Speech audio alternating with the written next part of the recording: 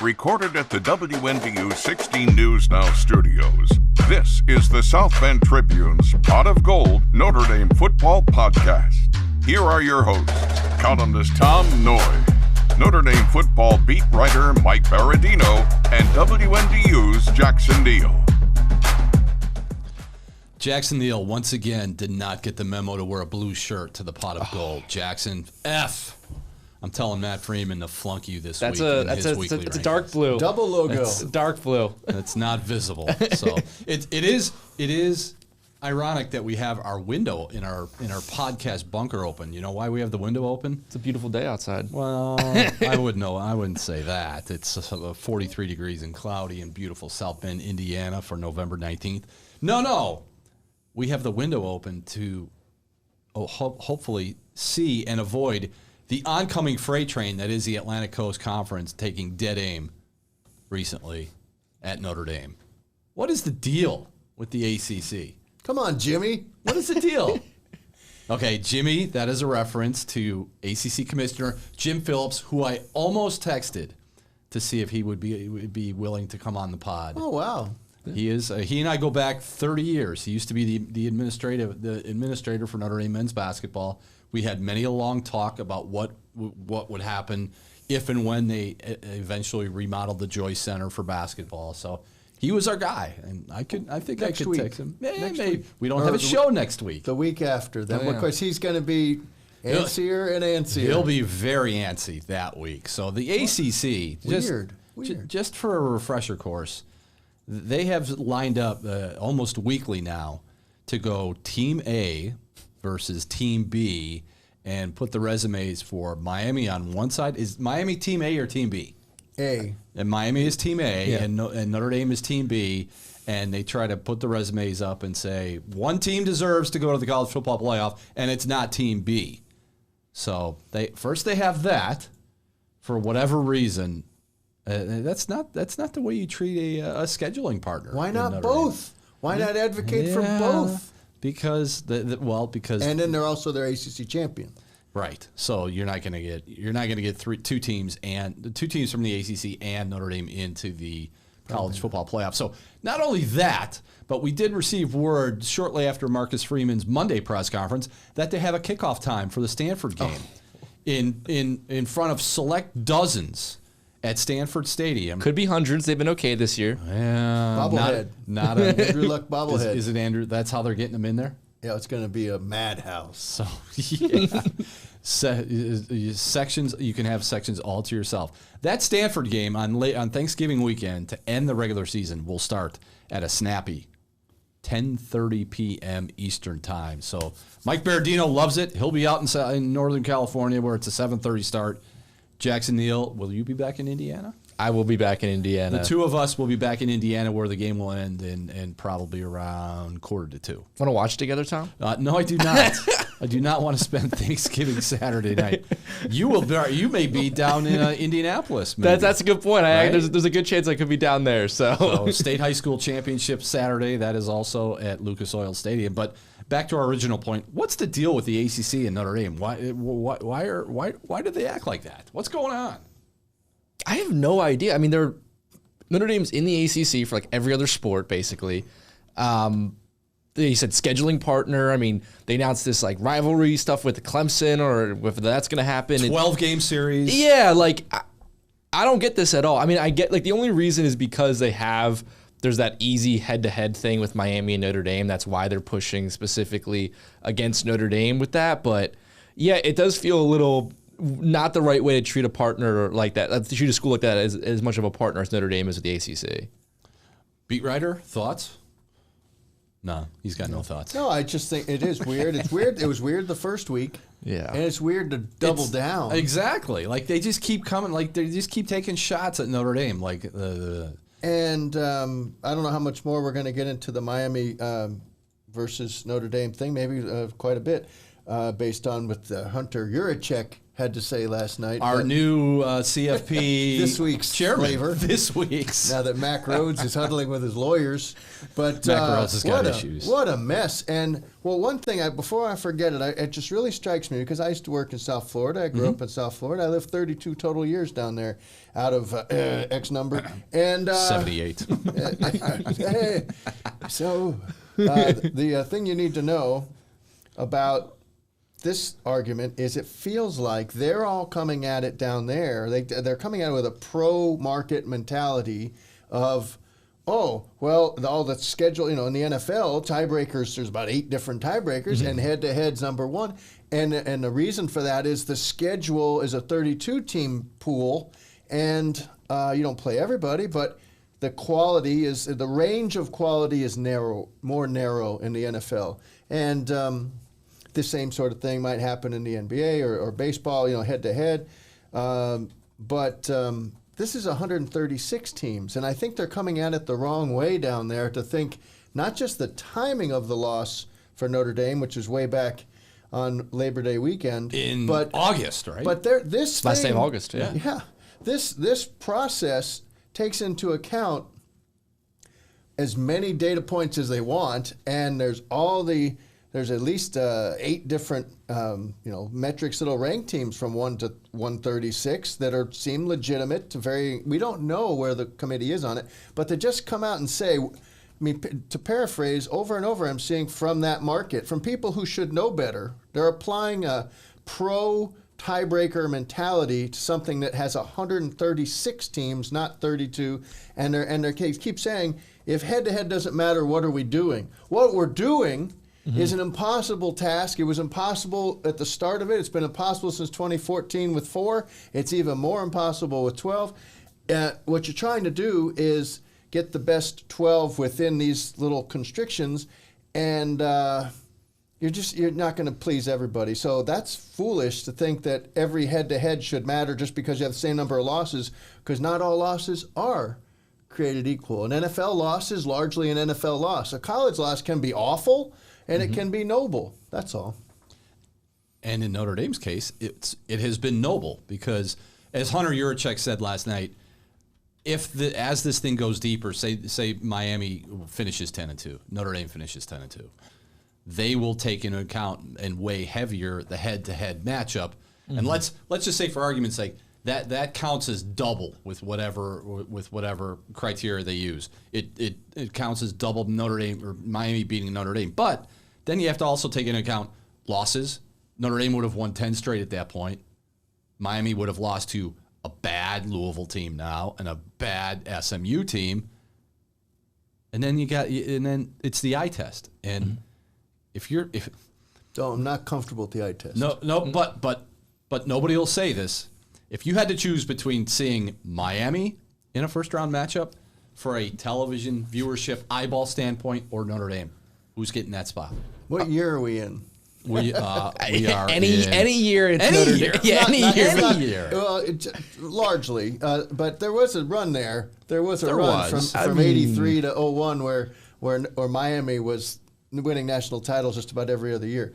But Jimmy Johnson's not on that sideline. We got exactly, and I just think there's some disingenuous arguments being made. I'm not going to call out anybody in particular because that's not cool. We could have these people on at some point, but we've only got so many slots.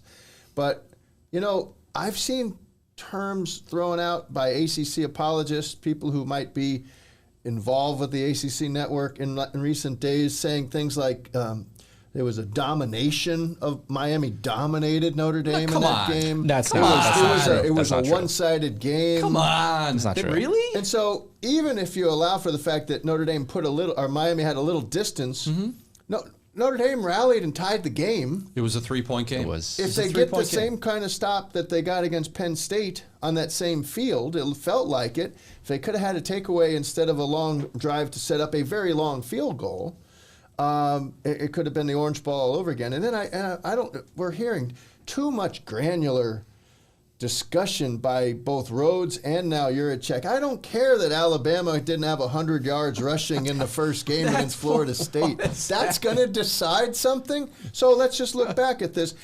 What do you guys... All right. I mean, this is what there were. 653 total yards of offense in that Miami Notre Dame game to start the year that some people are saying was a domination by Miami. 53 total yards. Guess how it broke down? 339 Miami, 314 Notre Dame. That's not a domination. That's a razor thin margin. 25 yards. That's a lot. Razor thin. It's 25-yard difference. That's right. Watch out. Razor thin. I had to double check that. And Notre Dame only had 93 yards rushing. Jeremiyah Love didn't get the ball. He didn't get the ball that night. 10 for 33. So Notre Dame had a couple turnovers. One was very fluky. That game, toss-up. They play 10 times. It's going to be 5-5, quite possibly, on a neutral field. But they don't look at it that way, and this is where it gets goofy. Because Vegas would have to set a line for that game. And what would that line look like? They're not going to play that game. But I'm pretty sure a Vegas line on a neutral field, they play, in Dallas or something. Notre Dame quite likely is favored. At the very worst, it's a pick 'em. Latest college football rankings were released on Tuesday night. Miami is up from 18 to 15. Now they're at 13. Utah is at 12. BYU 11. Alabama 10. The Irish stay at 9. I thought they were going to fall to 10. I thought it was going to be Oklahoma 9 or 8, Alabama 9, Notre Dame 10, but that is surprising to me. Yes, Mike I has his have hand another up. thought because Is it granular? Granular. It is a little bit. All right. If you just look, we got I have not done all the work on this. Believe it or not, I'm just winging it. But we've had 3 rounds of this where I've got to write that Sunday story still about the coaches, USLBM, and the AP ordering, and that's meaningless except for it's amazing how it does line up with what we see on Tuesday night. It does. And I don't think maybe if those jokers like a jury can't stay away from those 2 polls, they should not look at those polls. And I feel like they are. Maybe we just got to shut down those polls. Once it gets to Halloween and the CFPs, they're more useless. Of that. They're useless except for I think they're polluting their minds with the ordering of most things. There's a few examples where maybe it's not. I mean, they're certainly looking at all the computer stuff, but at least the computer stuff is fed in with all kinds of data points. AI's back there deciding what kind of helmets it likes. But I think it's got more validity. What doesn't have validity is coaches who are by very definition biased on this whole process, and then media that doesn't have the time to watch all the games, never has. What are we doing? What are we doing? With the AP, if we're going to ask that question, what are we doing anyway? What are we doing anyway with the USLBM, God bless them, great company, great friend of Gannett, but and the AP still going on once the CFP. It should be like a baton passing. Okay, ideally 13 this year, 12 people. Maybe Randall McDaniel would like to come back and help out, but it's goofy, and the people are getting angrier and angrier. And I just think that Selection Sunday is going to be bloodbath. Well, here, and the one thing I want to say about Notre Dame too, you mentioned you thinking they could drop to 10. Tom, I thought that as well. My biggest takeaway looking at the teams right behind Notre Dame, they all have chances to make kind of statements over the next couple of weeks before Selection Sunday. Notre Dame doesn't. Syracuse and Stanford, they're not great teams. But Alabama going at Auburn, you know how they just value SEC wins no matter what. BYU is still in the Big 12 championship hunt. Miami is playing at Pitt, could have a common opponent then with Notre Dame, getting it then within one spot, then the head-to-head matters. The thing that I saw with Notre Dame in this college football playoff ranking is if I think they're a little closer to being on the bubble than maybe I thought last week. Yeah, I called it a doomsday scenario in the story last night because it really hadn't been clear to me just what could sit out there, because it's all about if Miami can creep up within, I'm still unclear if it's within 3 spots. Is it 9, 10, 11, or is it 9 through 12? Because Hunter Yurachek mentioned they really paid a lot of attention. They're comparing 7 through 10. So I think if Notre Dame's 9, 10, 11, 12. Maybe Miami just has to get up one more spot, get within 4. Maybe Notre Dame edges up. But if they're within 4, you're not comfortable. If they're in 3, and there's all this backlash and all this blatant campaigning, it's become a drumbeat. That's a problem. Also, Pat Narduzzi. We're not done with Pat Narduzzi. Yes, we are. No, we're not. No, we're not. Here's why. He gets to go take Pitt, feisty Pitt team, on the road to Georgia Tech, which is overrated, drastically overrated. Should have lost to BC.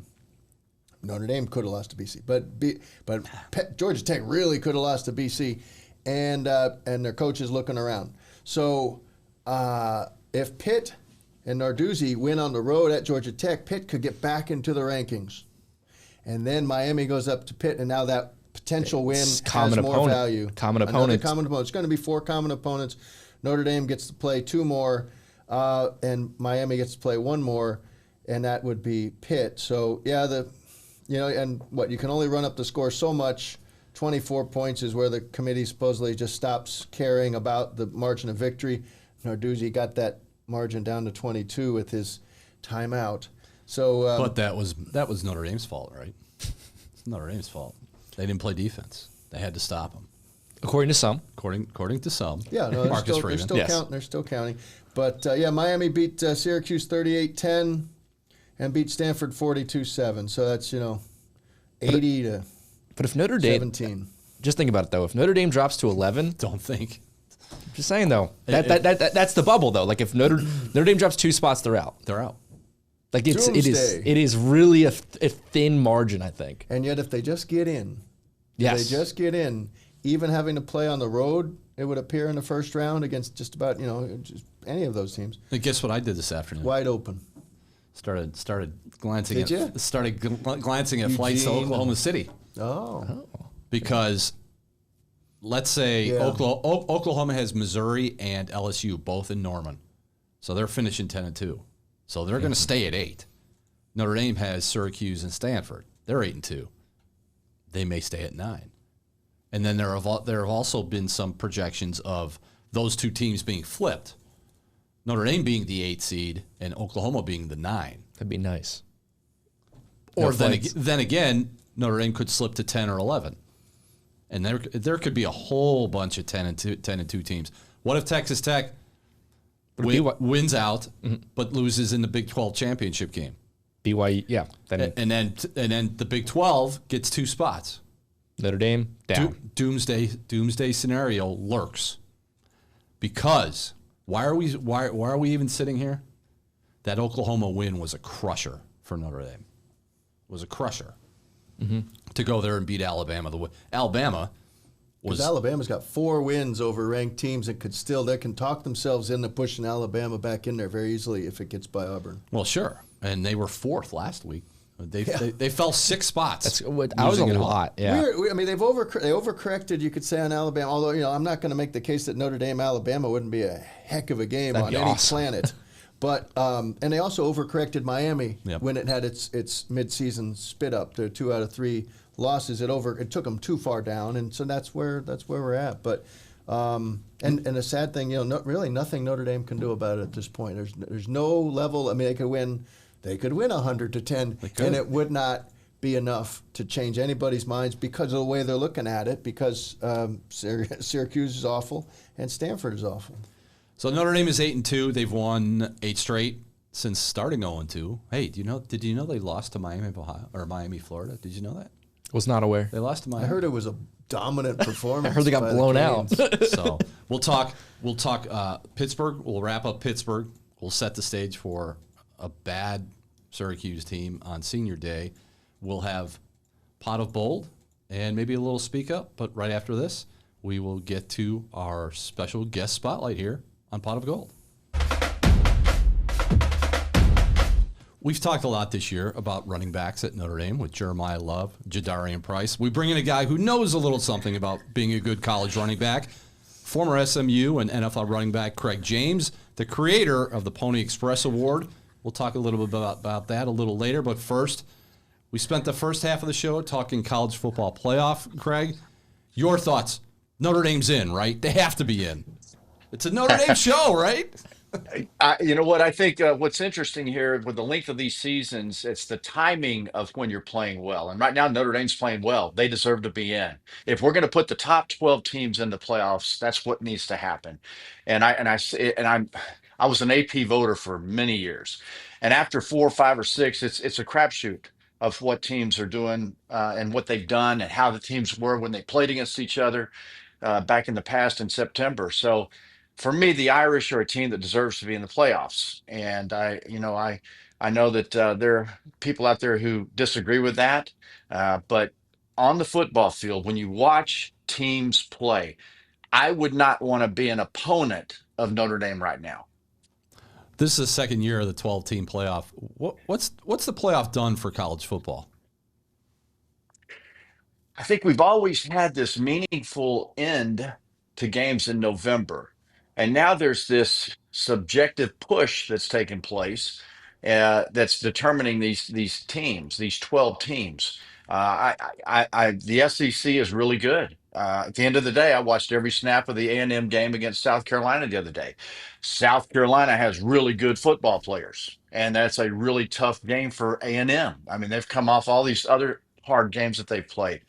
Teams in the SEC have to saddle up every weekend. Same with the Big Ten. Not as much this year as in the past, but the Big Ten and the SEC are really tough conferences week in and week out.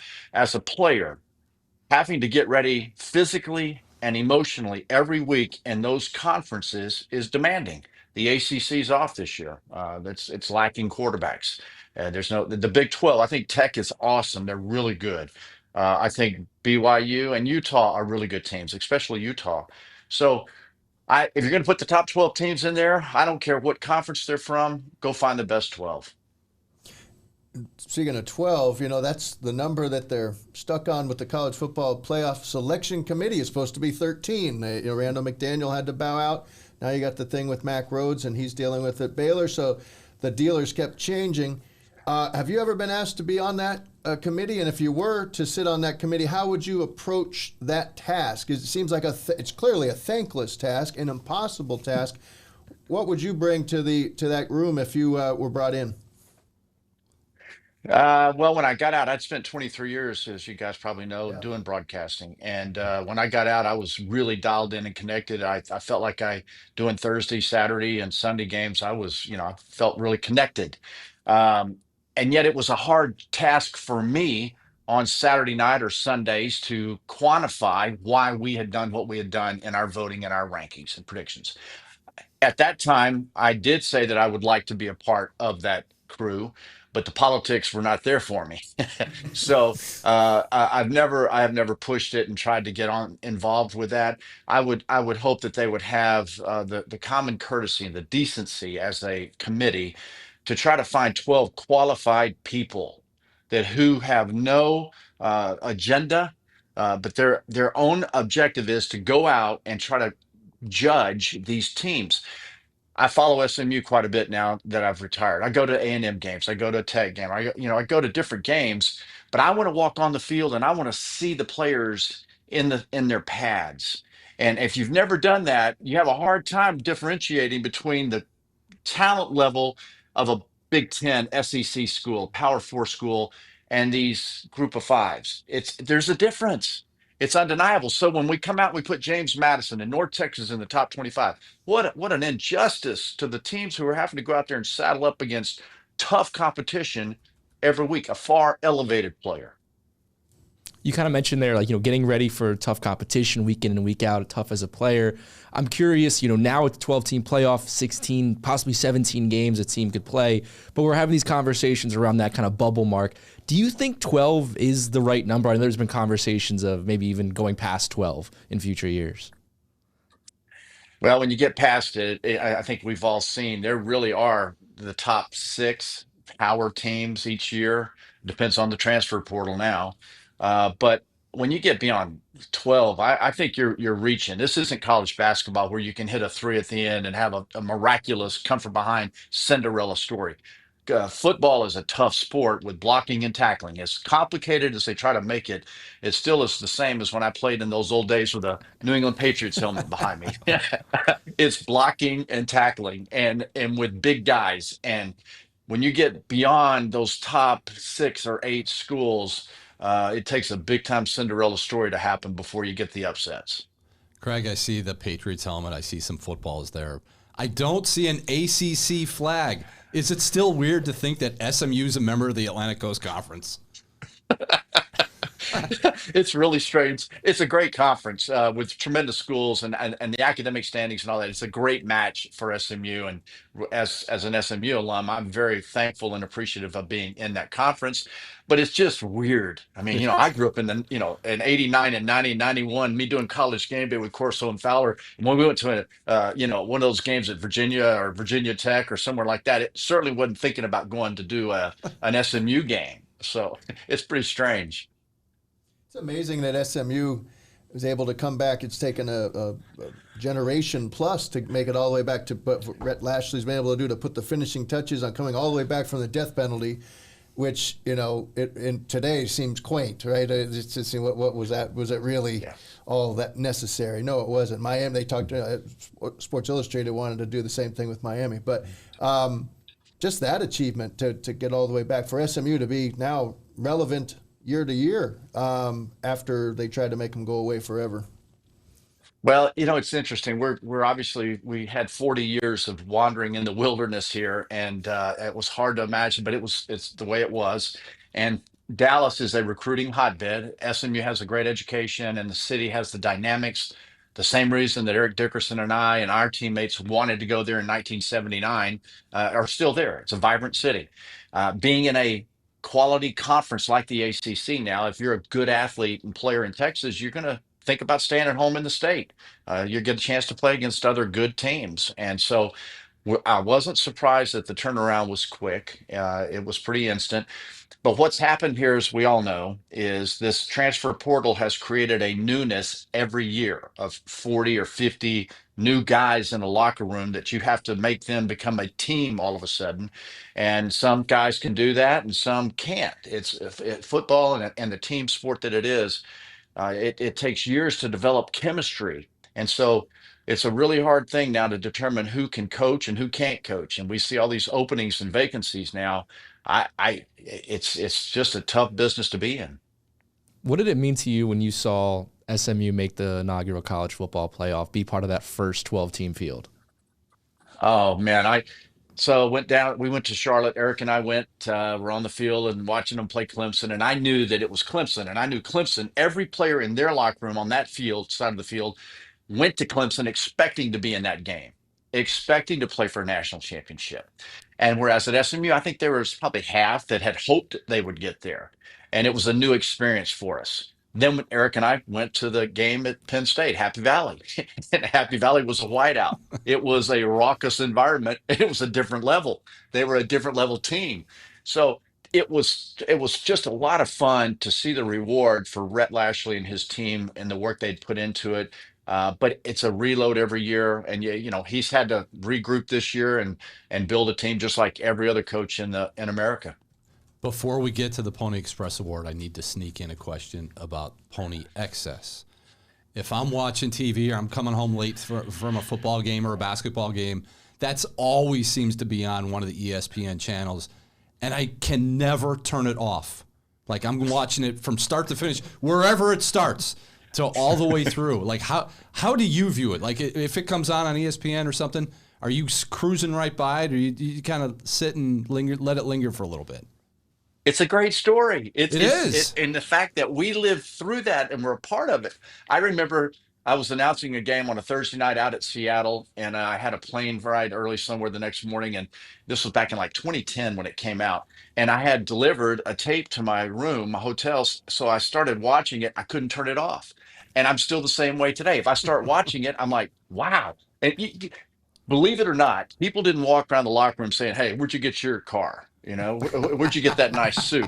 How much money are you getting? So when I was hearing these players talk about getting something, I was like, wow, I had no idea they were getting anything. And it pales in comparison to today's standards. But that Pony Excess, it was, you could have done that story on a lot of different teams and schools back in that era, and it would have been very interesting with those. But it had a little bit of everything to it, and hard to believe that I was a part of that. So tell us about this award, which, obviously it's not it's a great thing just to be into the group of finalists for Love and for Price. But we've been watching this group here develop the last couple of years as a tandem, and there had really been no way to honor what they have sacrificed as a tandem, because either could have transferred out and just gotten all the carries, right? Going back to you and Eric Dickerson, you guys had to show what it took to be unselfish, to share the glory. And tell us about this award. What do you hope that it will spotlight? Oh man, that's a great introduction there. Eric and I are really good friends. We've remained friends now since high school days, so almost 50 years. We're really close buddies, and we're golfing teammates. Man, we have fun playing golf. We share Advil bottles so that we can finish the round. But this award, it's a we award in a me era. And it's so good to be able to celebrate what Price and Love are doing there. And without a question, they're what they have done, it kept Notre Dame in the game. It's allowed them to surge here and to go and have the success they've had. And they're unselfish and they're really talented players. The other day, I'm sitting there watching the game, and so here out comes Price or Love, and then comes Price, and they don't miss a beat. Right? It's 4 carries, 16 yards. They score points. The pressure continues. And it's just nonstop pressure. And that's what Eric and I had the ability when we were rotating at tailback. We kept the pressure on defenses, opponents, and then we'd wear them out. And in the third and fourth quarter, we started dominating there. So being able to have an award that really celebrates teamwork, and it's been fun for Eric and I. We're both brothers in Christ. We have a similar mentality. We want to reward and recognize other players out there who are doing something to elevate the team above the individual style of the stuff. And so it's really, and it's hard to find just the tandem, right? I mean, like we got it, linebackers, Texas Tech, Rodriguez and Bailey, great linebackers. Linebackers at Georgia are two guys on the list. We have at A&M, we got the two receivers and Marcel Reed. One of those is going to fall off and create the tandem there. But these tandems, they can be two offensive tackles that allow the quarterback to have their success. And so it's really fun for us to do this. And man, I tell you what, Price and Love they're highly thought of by Eric and I for sure. When you watch Price and Love, how do you see their skill sets complement one another? I think the fact that they're not slow, they're both fast, they're both quick. I know one wants they seems to the narrative kind of like one's fast and one's the power guy, but I look at them as both really good runners, both explosive players. And the fact that they're explosive wears out the defense. The opponent can't sit down and relax and take a series off. And that's when one of those two guys is going to get you. So I like their vision. I think they're both fantastic players that complement each other very well and can hurt an opponent in a number of different ways. Jadarian Price knew that Jeremiyah Love was coming back this year. He could have gone anywhere, but Marcus Freeman has praised him for his selflessness. Going back to you and Eric was the number one recruit in high school, coming out of high school that his senior year. You both knew he was going to SMU. What allowed the two of you to operate as selfless a tandem as you were in your 4 years at SMU? It's a good question. So Eric and I, we're both high school All-Americans. We grew up 40 minutes from each other outside of Houston. So we didn't play against each other, but we read about each other. And I thought I was really good. I didn't know. I mean, he wasn't Eric Dickerson at that time, right? So I mean, I was pretty confident about my skill set going in. And I remember someone asked me one time after about the second or third year in the NFL, Eric had done his thing and already set some records and was headed towards a Hall of Fame career. And I was named the NFL Lombardi Offensive Player of the Year. And they were like, how did they get you two guys to go to the same school in the same recruiting class? Well, we had a really good coach and had a vision. But Eric and I went there wanting to win. Like Price and Love, they want to win. And that's how we were. We knew that by us together, we were better together. And we were saving each other and selfless, very selfless mindset. He had just gotten his 1,000 yards, maybe our junior year, and we were rotating series. It was my turn to go in, and I didn't get my 1,000 yards, but I was close. And I said, "Man, hey Eric, you mind if I go back and get this?" He said, "Man, go get it." I mean, that's selfless. That's a friend. And that's the kind of bond that he and I have. This is really important. A lot of these college players today are missing the opportunity to grind through a competition. They transfer. Man, Eric and I both had to grind through competing with each other for our playing time. We benefited from that athletically and personally for the long haul. And a lot of today's athletes are missing that. What Eric couldn't do, as far as we know, was punt. And you had to be an emergency punter. That's right. And tell us how that came about, and how did you learn to punt? Okay, so punting to me was really important. Once going into my senior year, I changed my whole approach to it. As a junior, I had taken over for our really good punter because he got hurt. And I kind of three-stepped and put I'd have two good punts and one bad punt. But my senior year, it became a two-step approach for me. And I had one miss hit my whole senior year and made first team all conference. I backed up. I never got to punt in the NFL, but I was there to punt. It was important for me because I knew I had that skill set to do it, and I had to earn it. And I'm glad I got to do it. A lot of people, when they introduce me, they won't say anything about me being a first team all conference punter as well as first team all conference runner. I'm like, hey, don't forget about me. I was a punter too. Right? I think Jeremiyah Love would have had a little more Heisman juice if they'd let him get. There's still time. Let him get back there and punt a time or two. Kick an extra point, whatever. They could certainly use a little field goal help. Yeah, it's that versatility. Paul Hornung like versatility. When you look at Jeremiyah Love, it's either he's hurdling guys, he's sitting on a guy and then getting up and running 48 yards for a touchdown. He has a spin move. What was the most dynamic run of Craig James at your time at SMU? Well, what the thing that I had for me, people misjudged my speed. And Eric, we were on the show the other day, and Eric goes, "Man, you're the blackest white guy I know." And I was like, "Oh, what the heck?" And so, I think my speed, Eric and we could both play at a high speed. I couldn't outrun him, but I was close. I tried many, many times, but we would push someone to play out of control, and I had the ability to make the cut, to make the move to go behind them or beyond them, and I could play faster than most people could play. And I think that was really one of my strengths. Is I think I just was misjudged, miscalculated my speed, and it worked to my benefit.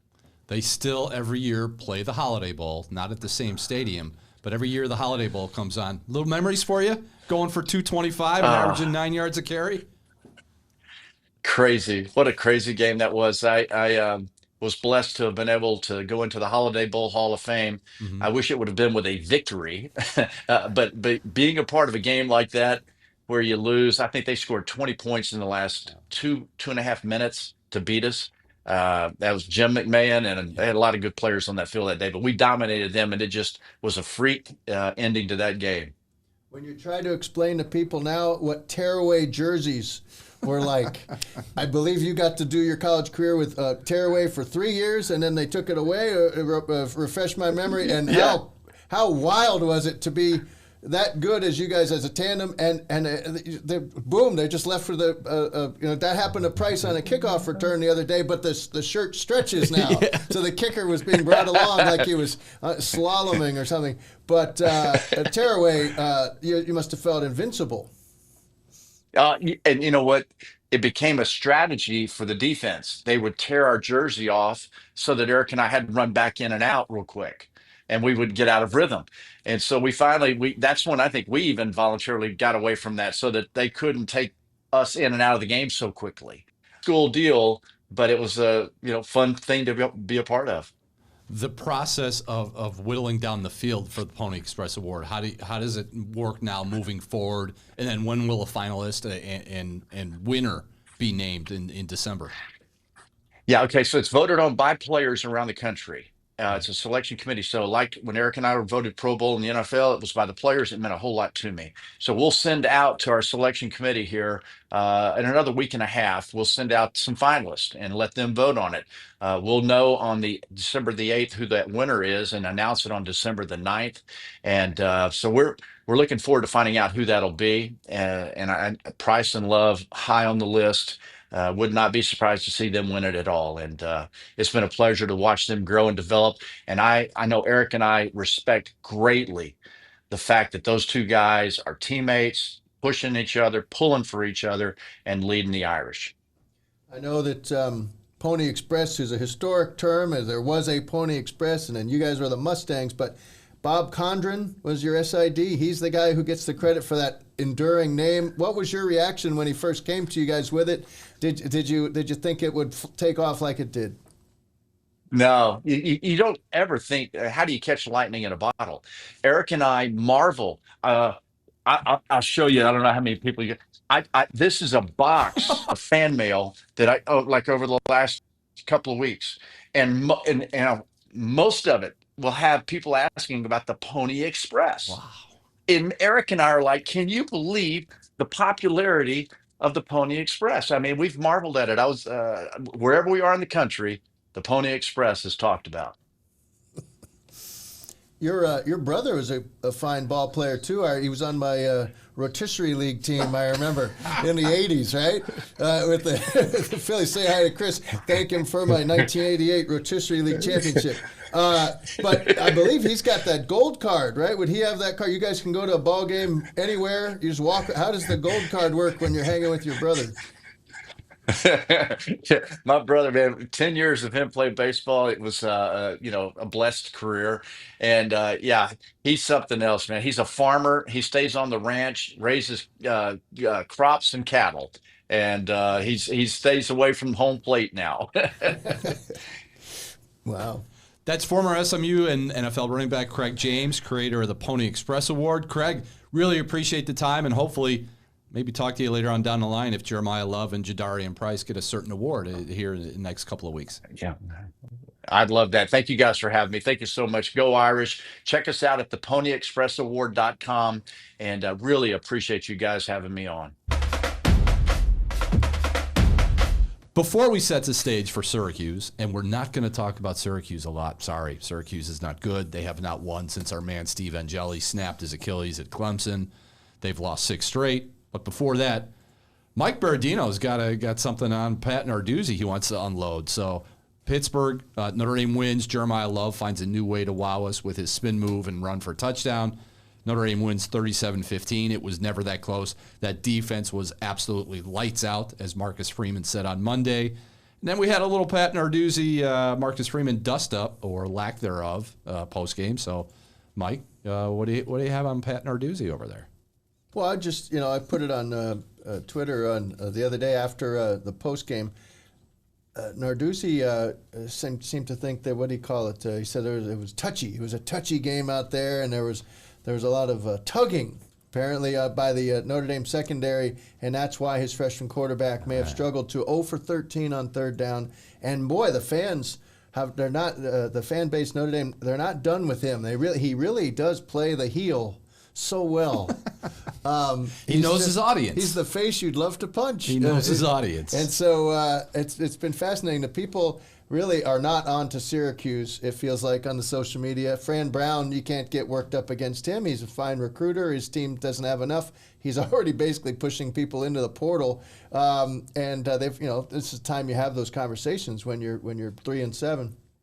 But Narduzzi, Notre Dame people are going to have to, kind of as we mentioned earlier, I guess root for him to knock off Miami. You're going to have, that's one of those hold your nose games, but it may come down to letting Narduzzi and Pitt get that one and get into they may see them actually. They may actually, they'll be in perhaps the actual ACC tournament, ACC championship game. We'll see. A lot of football to go, but Pat Narduzzi, fun to mess with. This may be a hold your nose game on Saturday. 3:30 at the stadium. Wrong place, wrong time for Syracuse. They've lost 6 straight. Like we said, have not won since Steve Angeli got hurt. Series history, Notre Dame leads the all-time series 8-3, including 3-1 at home. They've won 5 in a row and 6 of 7. Last time Notre Dame won, it was 2022 at the JMA Wireless, whatever they call it up there in Syracuse. And the last time Syracuse won, memorable, 2008, Adrian Dantley's son led a 24-23 victory in South Bend. Memorable because that was Manti Te'o's official visit. He left at halftime, went back to the Goog. Did they have the Goog then? Or went back to Loftus Center. And I remember that one because I was watching that in San Francisco Airport, waiting on my connecting flight to Maui. There we go. Well done. So I remember I was watching that and seeing Cameron Dantley. Speaking of quarterbacks, Syracuse, Fran Brown on Monday announced they will start Joseph Filardi. Lacrosse guy. 6'1", 195, true redshirt freshman, walk-on. Don't get into a face-off situation with him. Maybe he and Faison are going to go at it. Yes. So we'll sure, he's got good short area quickness. He's going to need it. He's going to need that and a little bit more. So that's our wrap on Pittsburgh and Syracuse. So it is now time to speak up. One question this week, but it's a goodie. Alan from Whiteland, Indiana, wants to know, Jackson Neill, is there any college football head coaching job that is currently open that would cause Marcus Freeman to leave Notre Dame? No.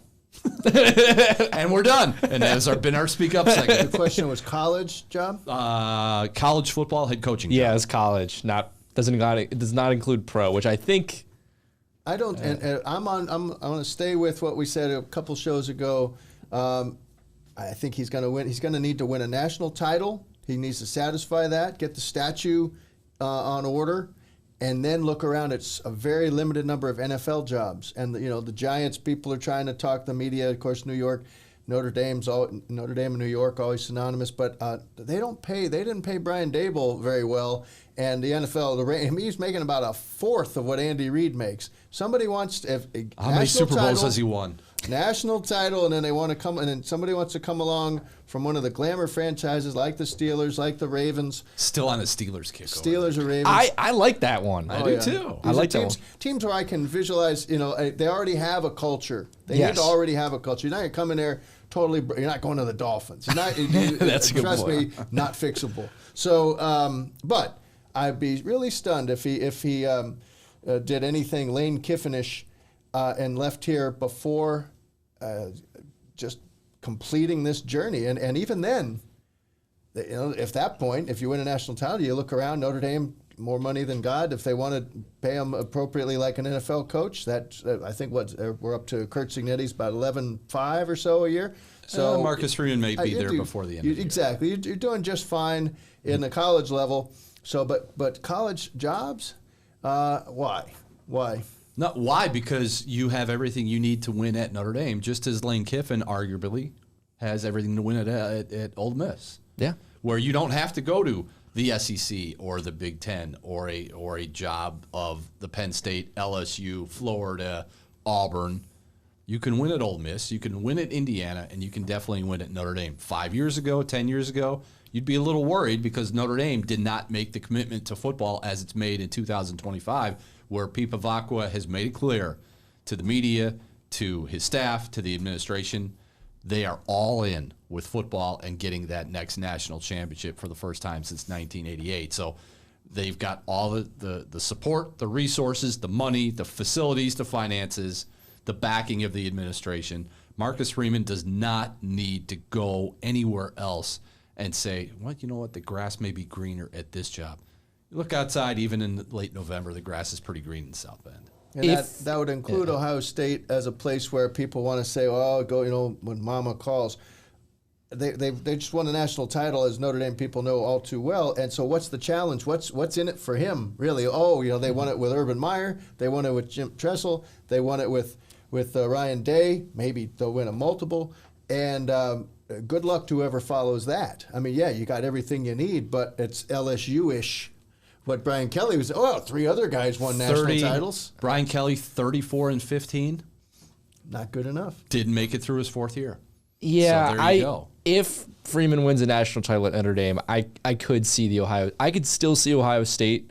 I could still see that maybe happening down the road, but I don't think that's within any short time frame. But again, the Ohio State link to Marcus Freeman makes a lot of sense, but you know what also does? Timing. What if Ryan Day wins another national championship and decides I'm either going to the NFL or I'm done? Like the timing is not right now in 2000. It would be 2026. Yeah, I know. For him to go to Ohio State. I think the only way he goes to Ohio State, like as of right now, I'm thinking is that if he wins a national championship at Notre Dame first, and then from a little bit down the road, he wants to go to Ohio State. But I think that's like in his total career because he is so young. I could see that, He's 40. He's going to turn 40 in January. Brian Hartline or someone. I'm not sure Brian Hartline wouldn't be a good coach yet, but I covered him with the Dolphins. Sharp guy, great recruiter. But some Hartline or whoever would have to follow. Let's go with Matt Patricia. We know he's not a good head coach. Matt Patricia and his pencil after Ryan Day wins back-to-back titles, and then Matt Patricia would have to take it down into dumpster fire. It would take 2 years. It would. Somebody then would be tempted to do it, but you don't follow directly a guy who might have who won back-to-back and went to the sunset. And I'm not so sure this untested Ohio State team is the lock that people are presenting. So that's our speak up question for the day. If you want to speak up, we have the queue open every Sunday during the football season on ND Insider. Go there, ask a question, make a comment, talk to us about football or our blue shirts and Jackson's non-blue shirt, whatever. So the queue's open every Sunday during the football season. That's navy blue. It's not blue. So WNDU blue. It is WNDU blue. Where's our gear? We don't get any gear. No gear. No gear. South Bend Tribune over there. We're the news gathering partners. Our clothing provided by Goodwill. Stop. In my case, Stop. Goodwill. It's pot of bold time. Best part of the show because, well, maybe for some of you, it's the end of the show. We give you my favorite part. I knew that. We give Are you we done yet? one hot take and one score prediction. Mike Berardino, you get to go first so you can be done first. Well, the number 44 means a lot at Syracuse, going back to Floyd Little, Ernie Davis, and, of course, Jim Brown, who also played lacrosse. Might have been better at lacrosse, they say. Yep. So I'm going to go with 44-0, Notre Dame. 44-0, and I'm going to say 2 pick sixes. Last week it was a pick 6 and a pick 2. That was kind of 2 pick sixes. I know, but it doesn't pick count. 6 and 2. It doesn't go on the college football stats thing. It's very annoying. I have to have an asterisk. But that was the first pick 2 of the year, apparently, or return for 2 of the year anywhere. There was, I believe, 4 or 5 of them last year around all of college football. I'm going 44-0, 2 pick sixes against poor Mr. Filardi. Jackson, you're up. All right, my pot of bold, my hot take. I think the Heisman race is still kind of open in a way. Oh, yeah. Jeremiyah Love, 200-plus yards, 3+ touchdowns. I think they just give him the ball. Yeah. He's going to be able to run all over the Syracuse defense, and who knows? Maybe he vaults himself and he gets an invite at least to New York. So I think they're going to push that in the last couple games. Give me 200-plus yards, 3+ touchdowns.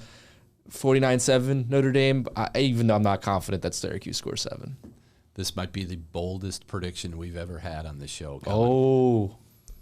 Eric Schmidt's knocking one in from 40-plus on Saturday. How about that? We need the first alert weather forecast to see if that's possible. He needs to make a field goal. Be a good time to do it. He's going to make a field goal. You don't want to have to wait till Stanford. Get him on Notre Dame Stadium, making a field goal. Eric Schmidt for 40-plus, if the timing is right.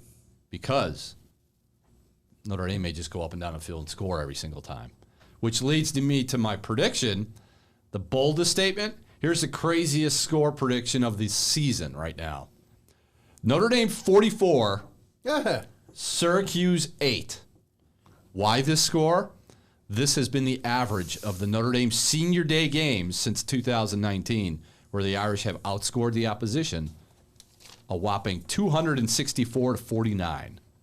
The Irish can see 10-2. They can see the finish line. They can see the CFP, and we will see ourselves out the door because that wraps up Pot of Gold. We will not be here next week for Thanksgiving week. It's too crazy of a week. I've got hoops on Monday and Tuesday.